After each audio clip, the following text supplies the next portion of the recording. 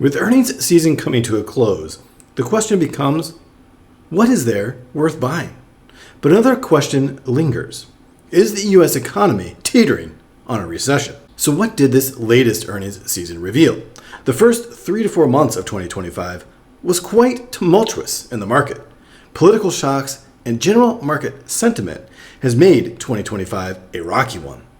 But today, we want to know which top businesses in the S&P 500 are worth adding to our portfolios and which we should wait a bit longer for a reasonable price.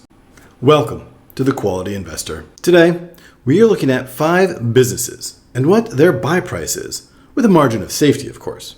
But before getting into that, I want to quickly assess what I believe the state of the market is. When it comes to the recession question, the answer is inevitably framed in one of 2 ways. There is the sentiment frame, based generally in what people believe or feel about the future. And then there is the data frame, based in real, actual numbers. Now, data can certainly be presented in a way to support a certain position. However, it is still more reliable than general feeling or sentiment. But before we get into it, please like this video and subscribe to the channel. It only takes a second, helps us grow, and you can stay on top of all the quality businesses in the market. The recession narrative ramped up considerably in 2025 as tariffs dominated the discourse. Alarm bells sounded in all corners, predicting higher inflation, economic slowdown, and the Fed not cutting interest rates. Consumer sentiment turned steadily sour throughout 2025. Here's the Consumer Confidence Index chart. Now, it does go back all the way to 2007, but you can see in 2025 a steep decline from a little under 120 down to nearly 80 in the consumer confidence. In May, however, it did slightly tick back up to close to 100. And you can also see in the perceived likelihood of a US recession over the next 12 months started to tick up sharply beginning in 2025, up to almost 72% of survey respondents, but then has dipped again in May, down below 70%. And so while the narrative was spread throughout the beginning of 2025 that the tariffs and other fiscal policy was going to make things so much worse, as you'll see later,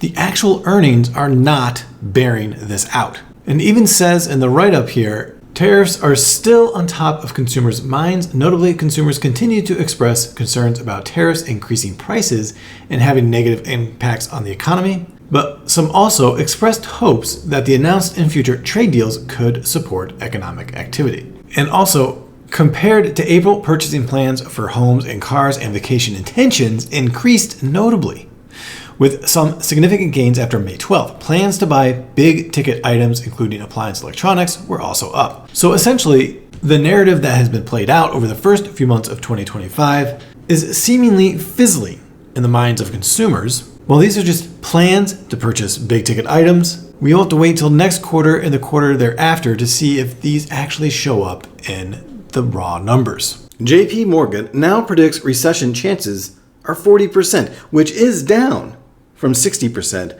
but this is based on sentiment around tariffs and predictions about what the Fed might do. In JP Morgan's prediction of a recession, you can see it's a recession of 40% here, source JP Morgan. They say if a recession happens, 62% chance of that, a US own goal, tariffs, sentiment-led US recession, and rest of world modest growth.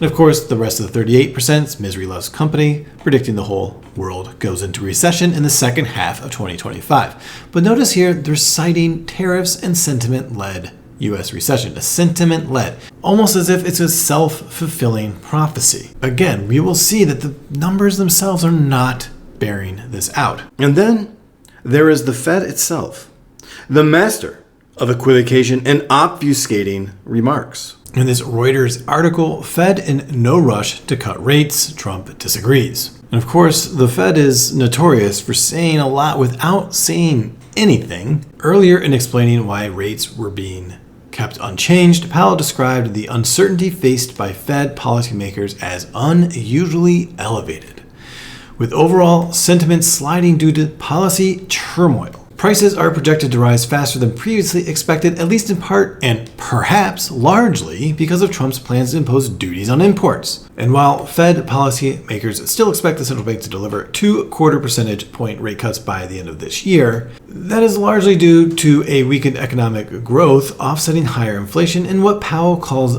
the inertia of not knowing what else to do given the muddled outlook. Again, the Fed citing no real data. There is just really high uncertainty. What would you write down when making projections? Powell told a press conference. I mean, it's just really hard to know how this is going to work out. To me, it's just the Fed doing its best to avoid responsibility. But I prefer to look at what the numbers are.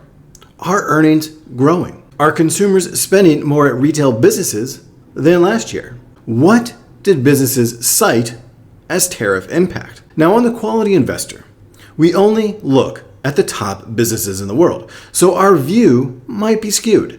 But for the businesses we do follow, this was a very good earnings season. What I watch for in earnings, which then informs my opinion on the overall economic trajectory, is a few different factors. Robust organic top-line growth. Businesses grew via market expansion, things like new store openings, market share growth, transaction growth, etc., rather than via acquisition. Are businesses scaling up or down their CapEx spend? When businesses increase CapEx, they are generally more optimistic about future prospects. They believe reinvestment is a better use of capital than, say, acquiring a business or returning it to shareholders. Higher CapEx spend is also what drives job creation.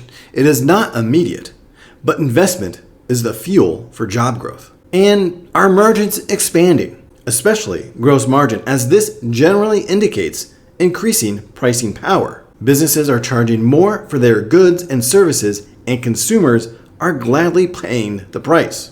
Consumers don't do that during periods of fiscal tightening. This is all real data that shows up in the bottom line. At the end of the day, if real earnings are increasing, not earnings expectations, mind you, which leads to a bubble, but real, tangible earnings, it generally indicates our economy is trending in the right direction. So without further ado, we're going to review the buy prices of the following businesses: Visa, Microsoft, Applied Materials, Airbnb, and MSCI. These are the 5 businesses we're looking at today: Microsoft, Visa, Applied Materials, Airbnb, and MSCI. We have their current price as of this recording, their buy price, and what the implied free cash flow growth is. This implied free cash flow growth is what the market is pricing in as cash flow growth over the next 10 years if we did a reverse DCF to get to this particular price. So I first want to start with Visa. Their current price is at $365.72. My buy price for them is at $295. Now, Visa typically trades at a premium, so they're always going to be seemingly overvalued, but I would like to see them come down about 20% to make it palatable for a purchase. They have an implied free cash flow growth according to the market of 11%. My forecast, the base case, is at 9% free cash flow growth over the next 10 years. But what's interesting to me about Visa is that they're a very good proxy for consumers' transactions. And in this quarter, they saw global payment volume growth increase by 8%. And they also processed 9% more transactions year over year. And according to the earnings call, they emphasized a resilience in consumer spending. So Visa saw organic growth in the top line, but the CEO emphasized they didn't really see a slowdown in consumer transactions. And while they noted a slowdown in travel spending, they said that was offset by retail.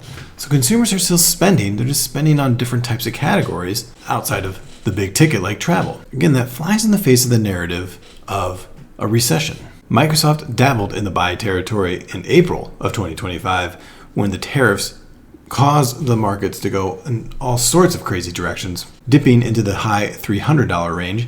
But the price has, as expected for Microsoft, bounced back to $463. I have a buy price of $410. So if it comes down below that, again, I think Microsoft is a strong buy.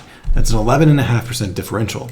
Right now, the market is pricing in about 13.25% free cash flow growth. My base case has Microsoft free cash flow growing at about 12.8% over the next 10 years. And notably, both my base case and the market is expecting faster free cash flow growth than what we saw in the last 10 years out of Microsoft, which was at 10.6%.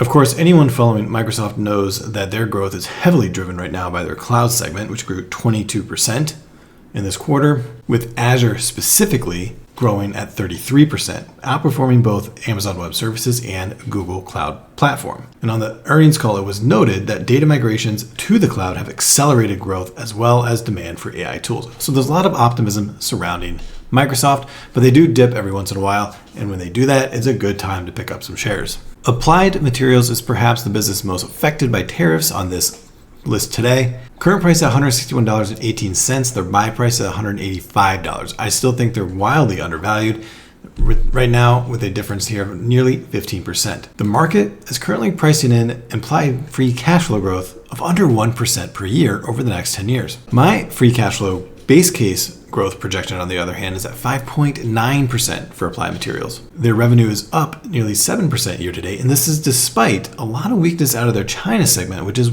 historically one of their largest segment groups. They've been shifting a lot of their sales to Taiwan and Korea to make up for that softness in China. Applied Materials has been able to mitigate tariff impacts with supply chain adjustments, and they also noted on the earnings call that they have a strong market position in AI-driven semiconductor systems, which is accelerating their growth. So while the market is still very hesitant on Applied Materials, I think there's a lot of room here for them to still grow. Airbnb is $132.91, and I have a buy price of $145 right now for them, which they're undervalued by about 9% currently. Their implied free cash flow growth is at 0.16% annually over the next 10 years. The market, for some reason, is not very high on growth for Airbnb. I did a deep dive on Airbnb late in 2024, in which I demonstrated their strong network effect, which should allow them to grow nicely into the future. Airbnb's main metric, nights and experiences booked, grew 8% year over year, and they cited their resilient business model amid economic uncertainty for that growth. For the total year 2025, they are expecting between 9 to 11% revenue growth. Airbnb, however, is more focused on the long term right now. They announced in May that they're adding a new services segment to their business, in which you can book services similar to how you can book accommodations today. But they said that's not going to really add to the revenue until 2026, and I'm actually not modeling it myself. My own free cash flow growth for Airbnb is at 6.8% annually the next 10 years. And one other interesting thing about Airbnb, a question was asked on the earnings call about plans for a loyalty or subscription program, and the CEO said that they are actively considering a membership or subscription model to increase usage, which is somewhat inspired by Amazon Prime. We'll see how that works out, but as we've seen in other businesses switching over to subscription models, it has been very beneficial for consistent and reliable growth. Another plus in the Airbnb growth corner. And finally, MSCI, one of the top businesses in the world, in my opinion. Right now, they are sitting at $565.47, and I have a buy price of $540. With the volatility that we saw in April, they did drop below that at some points. I was able to scoop up a couple shares then. But the market right now is implying about 9.6% free cash flow growth for MSCI over the next 10 years. My own free cash flow growth projection is at 9%, so we're all very much in line. And in this quarter, MSCI saw again strong organic growth. 10% revenue growth, 95% retention rate for subscription-based customers, and 8% organic subscription run rate growth. They also saw 18% asset-based fee revenue growth on top of all of that. And on the earnings call, they were asked, and this was right around when all this flurry of selling was going on in April, they were asked about the selling environment, particularly the new sales and index and sustainability, and whether clients are reluctant or deals are being delayed due to this market volatility. And the answer was yes, there is high uncertainty at the moment, but they don't see any evidence of changed client purchasing habits. And there's very high demand for transparency and analytics, and they haven't seen any dramatic shifts in customer behavior. So again, a lot of the narratives on these earnings calls were putting to bed the notion that the US is somehow regressing economically. And the 5 businesses that we looked at today provide a decent snapshot of the economy. We have Microsoft with its services for the corporate world, Visa, which tracks consumer spending, Airbnb, a highly consumer discretionary business, MSCI, which derives fees from indexing and inflows into their funds, and Applied Materials, which is providing equipment that services the backbone of much of our modern technology. Thank you for watching today's video. And if you've made it this far, go ahead and subscribe to the channel. Thank you and happy investing.